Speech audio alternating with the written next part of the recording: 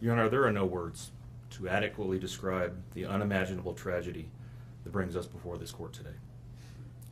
By my comments, I'm not even going to try to express the horror, the pain, or the suffering that the defendant has caused to these families, to this community, and to all who were a part of this investigation.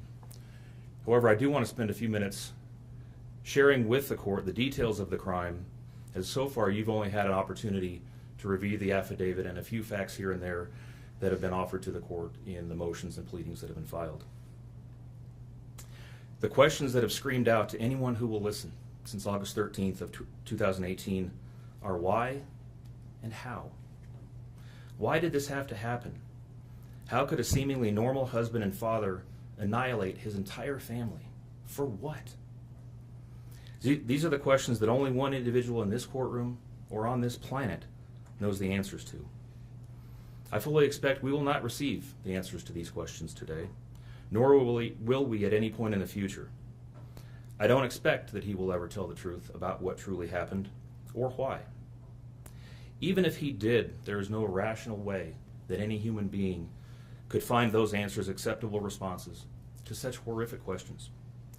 The best we can do is try to piece together some kind of understanding from the evidence that is available to us. And the evidence tells us this: the defendant coldly and deliberately ended 4 lives, not in a fit of rage, not by way of accident, but in a calculated and sickening manner. Shanann was 34 years old. She had married the defendant in November of 2012. Over the weekend leading up to August 13th, she had been at a work conference in Phoenix, Arizona, and returned home in the early morning hours of August 13th. We know that she got home about 1:45 in the morning. The doorbell camera on their home shows her arriving back home from the airport. Shortly thereafter, at least according to the defendant, they had what he referred to as an emotional conversation about the state of their marriage and about what their lives would look like going forward. What was said during that emotional conversation, only he knows.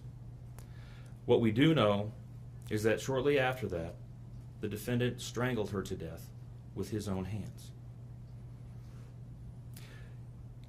We know that he slowly took her life the morning of August 13th. We know that this was not done in an uncontrolled, vengeful manner that he tried to describe to agents from CBI and the FBI. If that were the case, you would expect to see vicious, horrible bruising about her neck, shoulders, and face. You would expect to see the hyoid bone in her neck broken. You would expect to see some kind of defensive wounds on his body as she struggled and fought for her own life. None of those are present. The only injuries that were on Shanann's body were one set of finger or bruising, what appeared to be fingernail or finger mark bruising to the right side of her neck. We know that our experts will tell us that it takes 2 to 4 minutes to strangle someone to death manually with their own hands. The horror that she felt as the man that she loved wrapped his hands around her throat and choked the life out of her must have been unimaginable. Even worse, what must Bella, age 4, and Celeste, age 3, must have experienced or thought as their father, the one man on this planet who was supposed to nurture and protect them, was snuffing out their lives. They both died from smothering.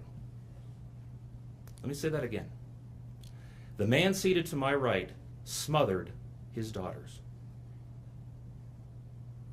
Why? Imagine the horror in Bella's mind as her father took her last breaths away. Your Honor, understand very clearly, Bella fought back for her life. The frenulum, the connective tissue between her upper lip and her gum, had a centimeter and a half laceration. She bit her tongue multiple times before she died. She fought back for her life as her father smothered her. Celeste had no such injuries. In fact, she had no external injuries at all. But according to the medical examiner, she was smothered nonetheless.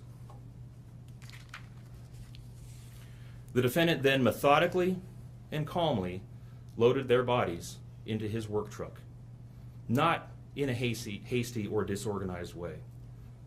He was seen from the neighbor's doorbell camera backing his truck into the driveway, going back and forth into the house and back out to the truck 3 different times, 1 time for each of their bodies.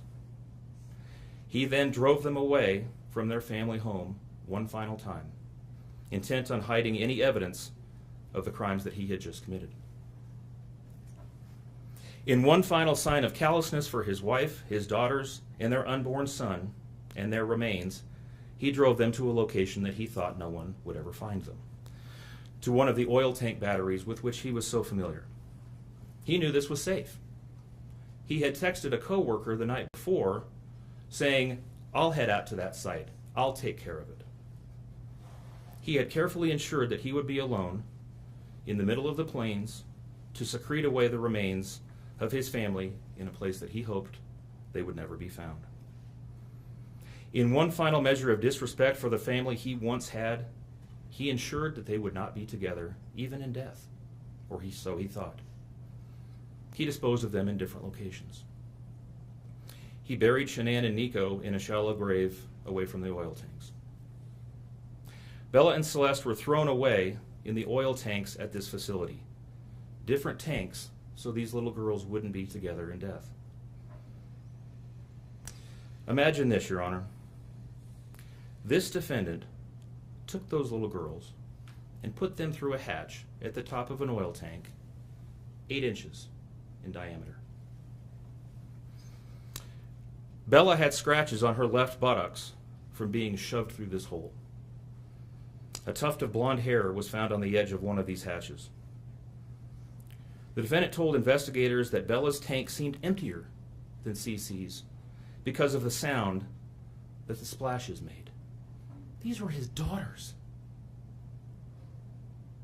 Significantly, when his co-workers arrived at the tank battery later that morning, to a person, they all described him as acting completely normally.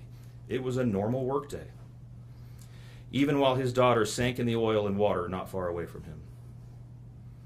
And then his efforts at deception truly began. We've all seen the emotionless interviews that the defendant gives to the local media, asking for help in locating his family. We watched as he claimed that the house was empty without them, and that he hoped that they were somewhere safe, and that he just wanted them to come home. He told investigators that they were at home sleeping when he left for work that morning, and that Shanann had told him that she was taking the girls to a friend's house for the day. What is striking about this case, Your Honor, beyond the horrors that I've already described to you, is the number of collateral victims that he created by his actions. While he stood in front of TV cameras asking for the safe return of his family, scores of law enforcement officers, neighbors, friends, and family scoured the area, fretted for their safe return. They texted him begging for any information and sending him their best wishes, all the while he hid what he had done. The list of indirect victims does not end there. Think of the firefighters and the Colorado State Patrol hazmat experts who had to don protective suits and who were called upon to pull Bella and Celeste out of those oil tanks. Or the coroner employees who had to conduct these autopsies. Or the victim assistants who frantically attempted to ease the suffering of those affected. All of this, Your Honor, for what? Why? Why did this have to happen? His motive was simple, Your Honor. He had a desire for a fresh start, to begin a relationship with a new love that overpowered all decency and feelings for his wife, his daughters, and unborn son. While Shanann texted the defendant over and over again in the days and weeks leading up to her death, attempting to save her marriage, the defendant secreted pictures of his girlfriend into his phone and searched and texted her at all hours of the night. While Shanann sent the defendant self-help and relationship counseling books, one of which, ironically enough, was thrown in the garbage, he was searching the internet for secluded vacation spots to take his new love in researching jewelry. And while Shanann took the girls to visit family in North Carolina, the defendant went to car museums and the sand dunes with his new girlfriend. The stark contrast between the subjects of their internet and text content is absolutely stunning. Even the morning after he killed them and disposed of their bodies, he made several phone calls. One was to the school where the girls were supposed to start, telling the school that the girls would not be coming to school anymore, that they were being unenrolled, presumably to give him some more time before law enforcement notification about them going missing. He contacted a realtor to start discussing the selling of his house, and he texted with his girlfriend about their future. None of this answers the questions of why, however. If he was this happy and wanted a new start, get a divorce. You don't annihilate your family and throw them away like garbage. Why did Nico, Celeste, Bella, and Shanann have to lose their lives in order for him to get what he wanted? Your Honor, justice demands the maximum sentence under the agreement reached by the parties. As you will recall, the agreement calls for life sentences as to Shanann, Bella, and Celeste, and all of those to run consecutively to one another. It also calls for the count of unlawful termination of a pregnancy as to Nico to run consecutively to counts 1, 2, and 3. I would suggest that the extreme aggravation present in the defendant's conduct and in the efforts that I have described mandate that the sentences for counts 7, 8, and 9, the tampering with a deceased human body, each be the maximum of 12 years, and that those sentences run consecutively to one another. It is very clear that each of these acts, that these were not the subject of one act, but each oil tank that he walked up with his daughter's bodies and the hole that he dug for his wife and unborn son mandate a mandatory consecutive sentence. It's been alluded to this morning, but the defendant was certainly eligible for the death penalty in this case under the existing law in the state of Colorado. As you heard, Shanann's family strongly opposed my office seeking the death penalty and being bound to the criminal justice system for the next several decades. That's in large part, as you've heard, why we have reached the agreement that we have. 4 lives were lost at the hands of the defendant on August 13th for reasons that we will never fully understand, nor will we know. In the end, the Rusick family was much more merciful towards him than he was towards his wife, his daughters, and his unborn son. Prison for the remainder of his life is exactly where he belongs for murdering his entire family. Thank you. Are you seeking 91 days to file a request for restitution? I am, Your Honor, please.